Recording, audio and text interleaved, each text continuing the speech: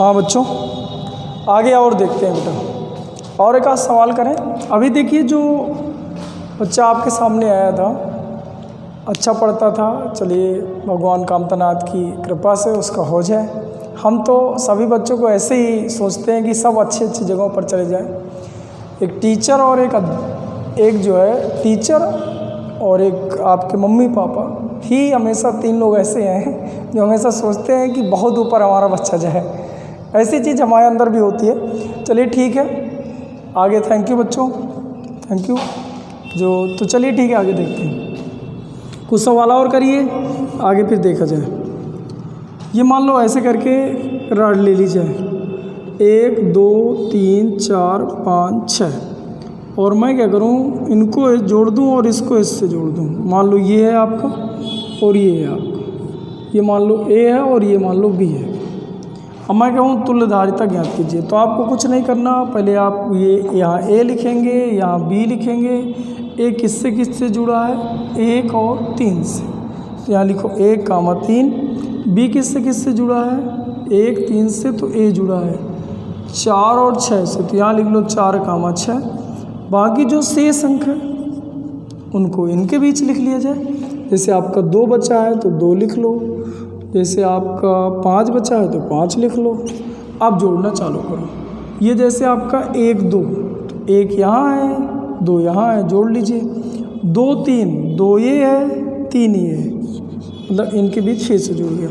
3 4, तो 3 ये है, 4 ये है, मतलब यहाँ से सीधा यहाँ। फिर 4 5, तो 4 5 ये, 4 ये, 5 ये, 5 6, तो 5 ये 6 ये जोड़ दिया मैंने। अब देखो A से B जाने के कितने रास्ते, केवल एक, ये C, यानी इसका जो C नेट आता है वो C को लिख सकते हैं A ε0/D, इसका उत्तर होता है। ये है बेटा इसका, ये धारिता ऐसे होगी। अब ऐसी उम्मीद आपसे मैं करता हूँ कि आपको चीज़ें समझ में आई होंगी। चलिए ठीक है, आगे एक हेडिंग मैंने और थोड़ी सी पढ़ाई है, बस इन्हीं थोड़ी सी बात करके हम लोग आगे बढ़ते हैं। तो चौथी चीज़ जो मैं पढ़ाया हूँ वो चार्ज डिस्ट्रीब्यूशन पढ़ाया हूँ, कि चार्ज कैसे वितरित किए जाएं, यानी कुल मिला के आवेशों का वितरण, आवेशों और जो विभव है, विभवांतर का वितरण देखा जाए, कैसे वितरण किए जाते हैं। तो चलिए ठीक है, थोड़ी सी बात करते हैं। ये कौन सा क्रम, श्रेणी क्रम। मान लो ये है आपका 2 माइक्रोकुलाम, ये मान लो 3 माइक्रोकुलाम, और ये मान लो 4 माइक्रोकुलाम के संधारित्र लगे हैं, और इसको उठा के मैं एक बाह्य स्रोत से जोड़ दूँ। तो पहले तो आप C नेट निकालें, तो 1/C नेट बराबर, क्योंकि श्रेणी क्रम के लिए सूत्र होता है 1/C1 + 1/C2 + 1/C3, एलसीएम आता 4 3 12, तो 6 + 3 4 और प्लस 4 3 12, कुल मिला के आ जाता C नेट जो आता वो आ जाता 12/13, 12/13, 12/13 माइक्रोफैरेड आता जी, उल्टा हो जाता। अब सोचो कि यहाँ पर 52 वोल्ट की बैटरी लगा दूँ तो क्या होता, कितना चार्ज निकलता। अब आपको केवल एक सूत्र इसमें याद रखना है, Q = C × V। पूछा चाहे जो भी जाए, श्रेणी समांतर के सूत्र के बाद आपसे जो भी पूछा जाए, जैसे मैं पूछूं V, तो V बराबर आप इधर करो Q/C, मैं पूछूं C, तो C बराबर इसको इधर लाओ Q/V। अब V क्यों पूछूं, तो ये तीन ही चीज़ बार बार यही करना है, सूत्र वही बताना है, तीनों सूत्र एक ही लिखे। अब मैं पूछ रहा हूँ Q, तो Q बराबर सूत्र C × V। C कितना है, 12/13, V कितना था 52, तो 13 चौक 52, और 12 दूना 24, 12 × 3 12 चौक 48 माइक्रोकुलाम, यानी 48 माइक्रोकुलाम का आवेश आया। अब ये आवेश यहाँ गया, यहाँ गया, यहाँ गया, यहाँ गया, यहाँ गया, यहाँ गया, यहाँ गया, अब मैं पूछूं बताइए इस पर कितना आवेश संचित हुआ तो 48, इस पर कितना 48, इस पर कितना गया 48। कोई दूसरा पथ है ही नहीं। जैसे मान लो इधर से एक और ऐसे संधारित्र जुड़ा होता तो कुछ इससे गया होता, कुछ इससे गया होता। सोचने वाली बात है। अब जब ये जुड़े नहीं, अब एक ही पथ है तो पूरा का पूरा चार्ज यहाँ से जाएगा, तो 48 इसमें भी गया। चलिए ठीक है, तो इसके इस पर आवेश सेम, इसका आवेश सेम, इसका आवेश सेम। मतलब हमें क्या समझ में आई बात?